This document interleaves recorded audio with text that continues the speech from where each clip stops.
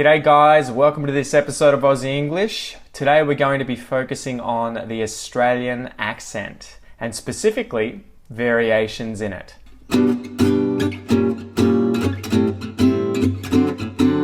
So this question comes from Will, who left me a voicemail on the Aussie English website. Let's have a listen.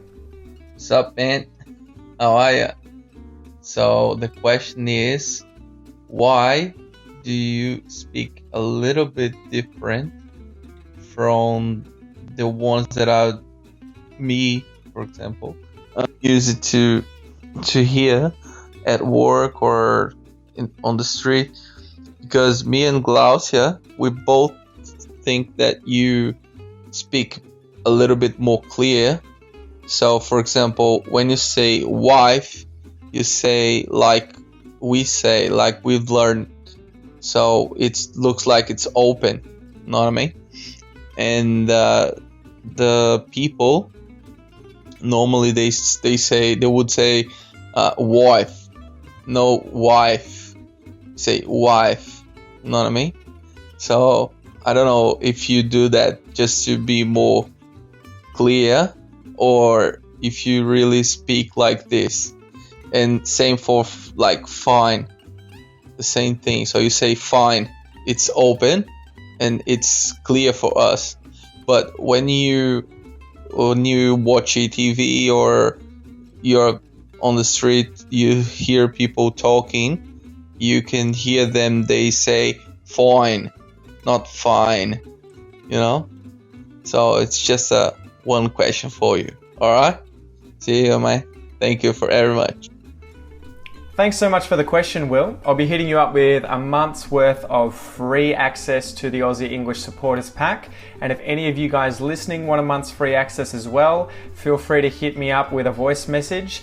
And if I feature it on one of these episodes, you'll also get a month's free access to the Aussie English Supporter Pack.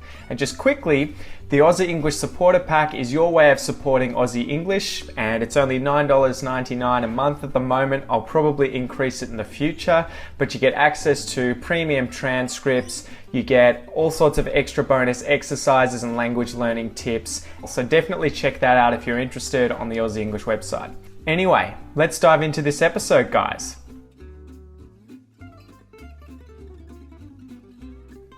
So, the Australian English accent is renowned for its lack of regional differences, and this isn't too surprising given that it was only colonised in the late 1700s, about 10 years after the US Declaration of Independence. So the accents in Australia at least don't really vary like they do in places like the US, which has really different regional accents. However, there still are differences.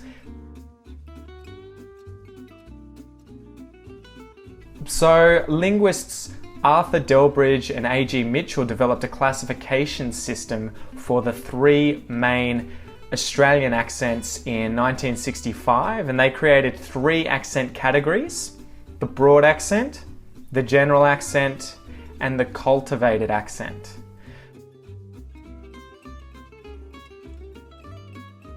So the general accents represent the most common types of Australian English accents. So if you guys know the ex-Prime Minister Julia Gillard, she's a good example. You know, when you meet the Queen, she's one of those people that's been so in your world, you know, my whole lifetime, that you feel like you know her. Broad Australian accents are more extreme, and these are associated with working class speech. So think of people like Steve Irwin and the character Crocodile Dundee. And Mum was a maternity nurse who actually wanted to follow her passion, which was joey kangaroos and koalas and wombats and platypus. And then we have the cultivated accent, which is a more prestigious variety, somewhat closer to British pronunciation from people like Kate Blanchett. Yes, well, no, I actually grew up in Melbourne, and then I came to Sydney to go to the National Institute here, and then got catapulted out, and I thought, well, I'll give it 5 years and see what happens. And so a lot of actors tend to have this kind of accent. And going back to answering Will's question, This is probably my accent, if I can be so bold as to say I'm a cultivated Australian English accent user. I think the main reason that I have a cultivated English accent is probably because I have been at university so long, and so I haven't really been around a lot of working class Australians the same way I would have been if I had, say, left high school and gotten a real job.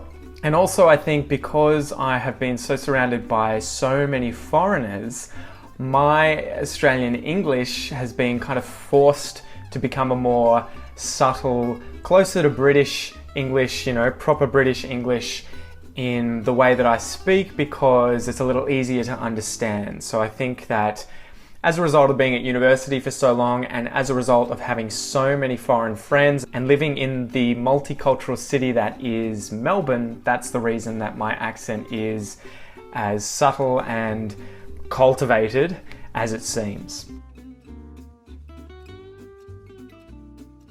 So Australia is clearly a continuum with regards to accents. It's not really regional like the US, as we stated.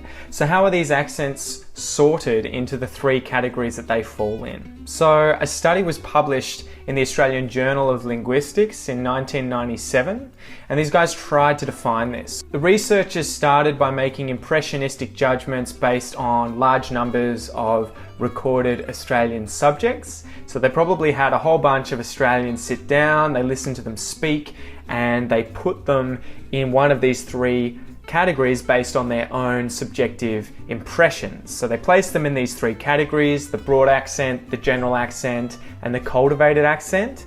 And then they analysed the vowel sounds of these speakers in these three groups to decide which features corresponded with each of these accents.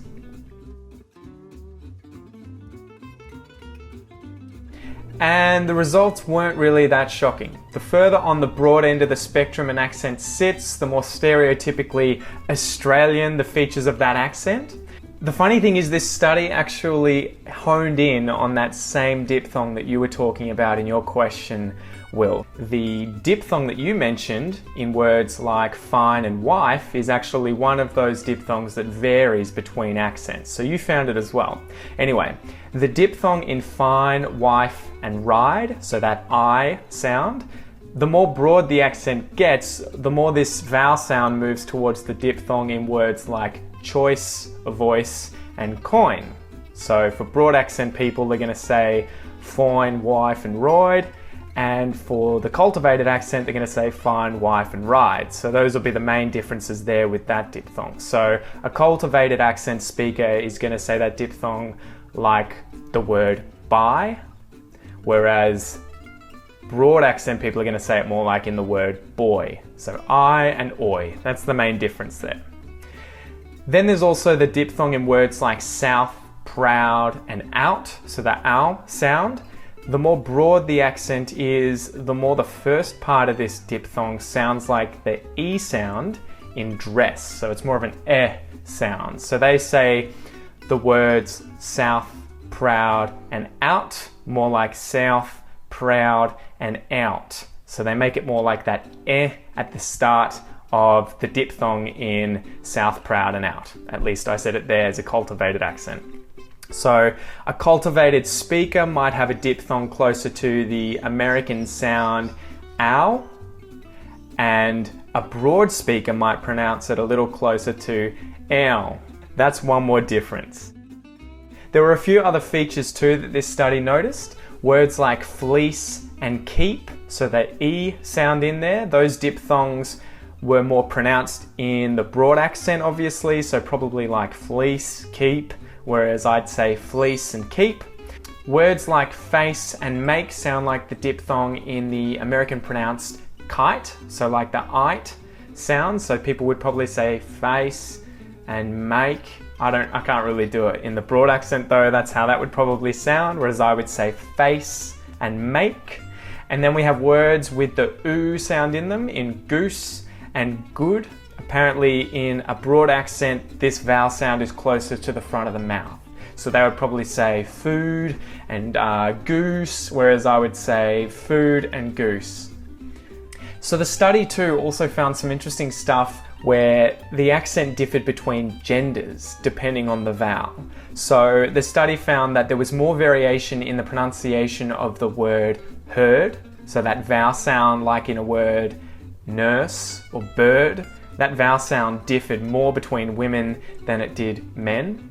And then we had men where there was a significant difference between the variation of the pronunciation of hood. So that sound like in goose or food. There was more variation between how men pronounced that than with women. So clearly there's a big difference between genders as well as class in Australian English.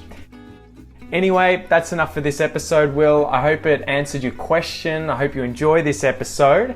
I just want to make a little mention at the end here, guys, that I have started producing the Aussie English Supporter Pack. If you guys want to support the Aussie English podcast, please sign up to that. You'll also get premium transcripts for every single episode with bonus exercises as well as tips for language learning online.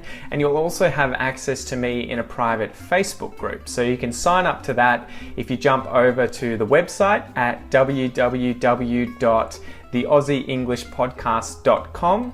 It's only $9.99 per month at the moment. It's an ongoing subscription. You can cancel at any time if you don't like it.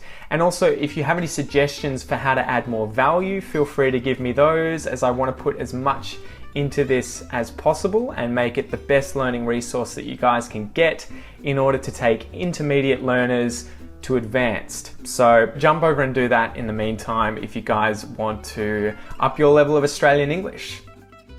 All the best, guys. I hope you enjoyed the episode. I hope your English is kicking ass, and I'll talk to you soon. See you later.